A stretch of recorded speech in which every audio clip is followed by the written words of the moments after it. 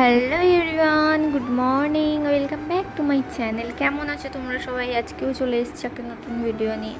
তো দেখতেই পাচ্ছ সকালে এখন চার মুরগি নিয়ে বসে গেছি। তো আগের দিন ভিডিওতে হয়তো তোমরা দেখেছো যে এই মুরগিগুলো কিনে নিয়ে এসেছিলাম। তো দারুণ টেস্ট, কিন্তু পুরো একদম চানাচুরের মতন ঝাল ঝাল। তো চলো খেয়ে নিই এখন।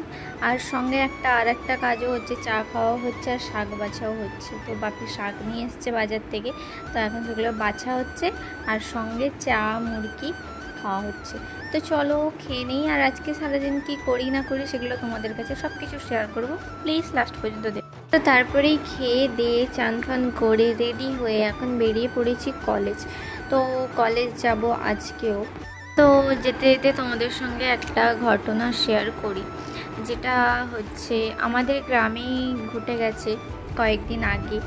তো তিন চারজন না 10জন মতন এইরকম তাদের একটা ব্যাচ বেরিয়েছে। তো একটা মুদিখানা দোকানে এসে হঠাৎ বলছে তোমাদের ঘরে কি গাছ আছে, আমি গাছ নিব।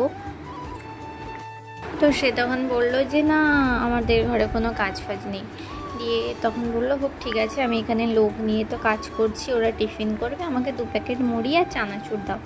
তো 2 প্যাকেট মুড়ি আর চানাচুর দিয়েছেন। তারপরেই কিছুক্ষণ পর একটা লোক এসছে ব্যাগে করে শাড়ি নিয়ে, যে শাড়ি নেবে, এখানে অনেক শাড়ি আছে।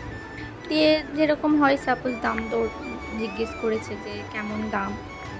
তো বলেছে, তখন সে যে লোকটা মুড়ি নিয়েছিল ওই দাঁড়িয়ে তখন বলল, তো সে তখন বলল যে আমি 7,000 টাকা দিচ্ছি আর আপনি 20,000 টাকা দিন, আপনার কাছে কত টাকা আছে আপনি দোকানে দেখুন। তখন দাদুটা বলল যে কেন, আমার দোকানে কত টাকা আছে আমি কেন দেখতে যাব, আর আমি কেন 20,000 টাকা দিতে যাবো? না, আমি তো 7,000 টাকা দিচ্ছি, তুমি 20,000 টাকা দাও আর শাড়িগুলো এখানে রাখো। তখন দাদুটা বকেছে, বলছে অত সব ব্যবসা ছাড়ো, আমি এইগুলো কিছু করবো না। দিয়ে বকে তারা চলে গেল। তারপরে সেখানে একটা লোক দাঁড়িয়েছিল, আমাদের গ্রামেরই লোক। সে এসে বলছে এরা হচ্ছে এইরকম আমাদের পাশের একটা গ্রামে বাহিরি, তো সেখানেও এইরকম একটা মুদিখানা দোকানকে পুরো লুট করে নিয়ে চলে গেছে, এদের একটা গ্যাং এটা। বলে তুই যদি জানিস তাহলে তুই বললি না, ওদের ধরতাম। এ তো বকাবকি করা হয়েছে। দিয়ে বলল যে হ্যাঁ তুই বলতে পারতিস, দিলে ওদেরকে ধরতাম না, আবার কখন যাবে, কোথায় যাবে, কাকে আবার এইরকম করবে, তাই না? তো তোমাদেরকেও বলে রাখি, তো ফেরিওয়ালা আরে আসে, তো তাদের থেকে তোমরা যতটা পারো সাবধানে থাকবে। তো এইরকম ছদ্মবেশে অনেকেই আসে। তো ওই দাদুটা চালাক ছিল বলে এতটা পাত্তা দেয়নি বলে আজকে ওনার কিছু ক্ষতি হয়নি, বা ওনার দোকানে কিছু ক্ষতি হয়নি। তো প্লিজ তোমরাও এরকম সাবধানে থাকবে।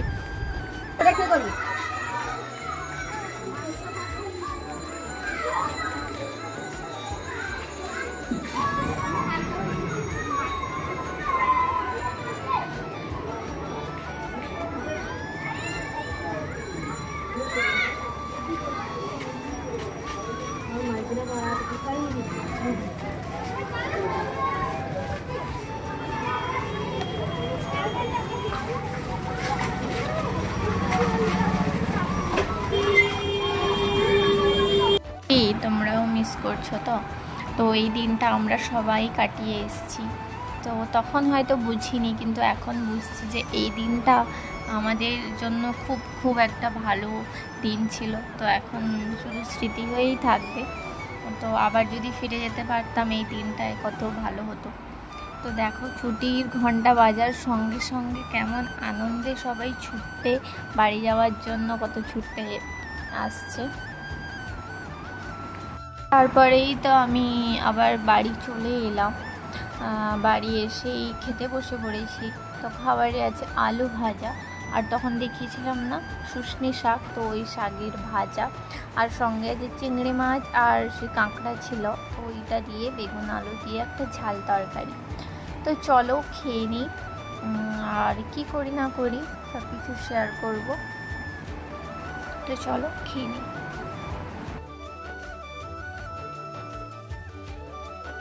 তো খেয়ে তো শুয়ে পড়েছিলাম, তারপরে উঠেই এখন বসছি পড়াতে। তো পড়াতে বসছি, তারপরে এখন সন্ধেবেলা একটু টিফিন করে নিচ্ছি, তো চা আর সঙ্গে ওই মুরগি। তো চলো গরম গরম চা আর মুরগি খেয়ে নিই, আর বসছি পড়াতে। তো পড়ানো শেষ করব। তো একজন আসেনি এতক্ষণ পড়তে, একজনই এসছে, তো চলো পড়িয়ে নিই। পড়ানো আরে কমপ্লিট করে এখন উঠে একটু ফোন দেখছিলাম, তারপরে রাতের খাবার নিয়ে বসে গেছি।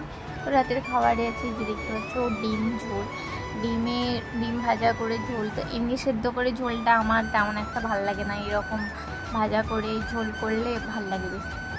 তো এরকমই প্রায় হয়। তো আজকে মা বানিয়েছে ডিম ভাজা করে ঝোল। তো চলো খেয়ে নিই। আর আজকের ভিডিওটা এইটুকুই। কেমন লাগলো কমেন্ট করে জানিও, ভালো লাগলে লাইক করো, আমার চ্যানেলটিকে সাবস্ক্রাইব করে শেয়ার করো। কাল দেখা হচ্ছে নতুন একটা ভিডিওতে। আজকের মতন টাটা, গুড নাইট, সবাই ভালো থাকবে।